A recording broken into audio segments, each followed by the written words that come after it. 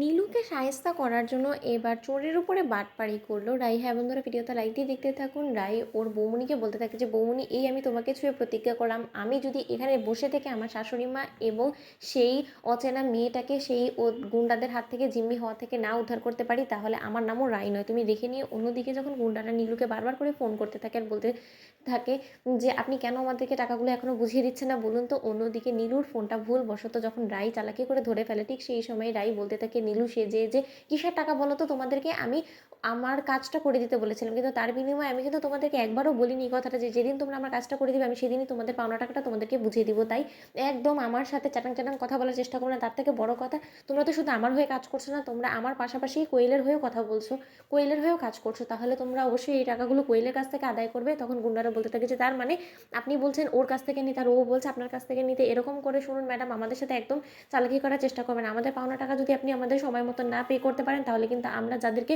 Kidnap করেছি তাদেরকে কিন্তু আমরা ছেড়ে দিতে বাধ্য হব। অন্যদিকে রাই বলতে থাকে যে আমি তো সেটাই চাই, যে তোমাদেরকে দিয়ে তোমরা যাদেরকে জিম্মি করে রেখেছো তাদেরকে ছাড়িয়ে আনবো, যারা কিনা এই নোংরা অপকর্ম তোমাদেরকে দিয়ে করিয়ে নেওয়ার জন্য তোমাদেরকে টাকার প্রলোভন দেখিয়েছে তাদেরকে তোমাদের হাতে ধরিয়ে দেবো। অন্যদিকে কথা বলা মাত্র গুন্ডারা বলতে থাকে যে তার মানে কি দাঁড়াচ্ছে যে আপনি আমাদেরকে টাকা দেবেন না? আপনি স্পষ্টভাবে বলুন তো ম্যাডাম, আপনি ঠিক কী উদ্দেশ্য নিয়ে আমাদেরকে দিয়ে কাজটা করিয়েছেন বলুন তো? আপনি কি বিনে পয়সায় আমাদের দিয়ে কাজ করানোর চেষ্টা করছেন আর তারপরে আমাদের টাকা ফাঁকি দিয়ে আপনি ওখান থেকে পালিয়ে যাবেন? সেটা কিন্তু কোনোদিনও সম্ভব হবে না। অন্যদিকে রাই বলতে থাকে যে আচ্ছা মুসিবতে পড়লাম তো বাবা, আমি কি বলেছি একবার তোমাদেরকে টাকা দেবো না? কিন্তু টাকা কি গাছে ধরে নাকি যে যখন খুশি তোমরা তখনই আমার কাছ থেকে চাইবেন আমি তোমাদেরকে দিয়ে দিব? তখন গুন্ডারা বলতে থাকে যে দেখুন ম্যাডাম, আপনি যদি এখন আমাদেরকে ঠিক সময় মতন না টাকা দেন, তাহলে কিন্তু আমরা কোয়েল ম্যাডামের বাড়ি গিয়ে তাকে হেনস্থা করবো। আর নিশ্চয়ই আপনারা সেটা চান না যে সকলের সামনে আসল সত্যটা বেরিয়ে আসুক। তাহলে যদি ভালোই ভালো আপনারা আমাদের মুখ বন্ধ রাখতে চান, তাহলে আমাদের পাওনা টাকাটা আমাদেরকে বুঝিয়ে দিন, নয়তো আমরা কিন্তু ওনাদেরকে ছেড়ে দিতে বাধ্য হব। অন্যদিকে এই কথা বলা মাত্র রাই নীলু সেজে বলতে থাকে যে যা ইচ্ছে করো, আমার তাতে কোনো কিছু যায় আসে না, আমার যে কাজটা করার ছিল সেই কাজটা হয়ে গিয়েছে, এবার তোমরা কি করবো ওদেরকে নিয়ে তোমরা নিজেদের মতো করে বুঝে নাও।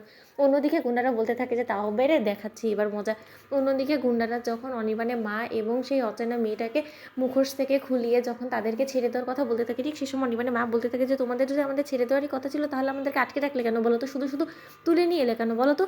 তখন গুন্ডারা বলতে থাকে যে যে মালটা কিনা আমাদেরকে এই কাজগুলো করানোর জন্য আমাদেরকে টাকার লোভ দেখিয়েছিল, সে এখন আমাদের দিক থেকে মুখ ফিরিয়ে নিয়েছে, সে আমাদেরকে আমাদের পারিশ্রমিকটা দেবে না, তাহলে তোদেরকে রেখে কী করবো রে? যা এখান থেকে ভাগ। অন্যদিকে রাই ওর শাশুড়ি মায়ের জন্য অপেক্ষা করতে থাকে আর বলতে থাকে যে মা এবার নিশ্চয়ই আপনার চোখ খুলে গিয়েছে, আশা করবো যে নিজের যদি কপালে দুঃখ না চান, তাহলে প্লিজ আমি আপনাকে যেমনটা করতে বলছি আপনি প্লিজ সেরকমটাই করুন। আর আপনি কিছুদিন আত্মগোপনে থাকুন, কারণ আপনার আত্মগোপনে থাকাটা অন্তত আর যেই হোক না কেন আপনার ছেলের ভবিষ্যতের জন্যই ভালো হবে। আপনি প্লিজ অনুরোধ করছি আমি আপনার কাছে হাত জোর করে, আপনি এখন বাড়ি ফেরার কোনো রকম কোনো জেদ করবেন না। তো বন্ধুরা, ভিডিওটি ভালো লেগে থাকলে লাইক এবং শেয়ার করে সাবস্ক্রাইব করতে ভুলো না।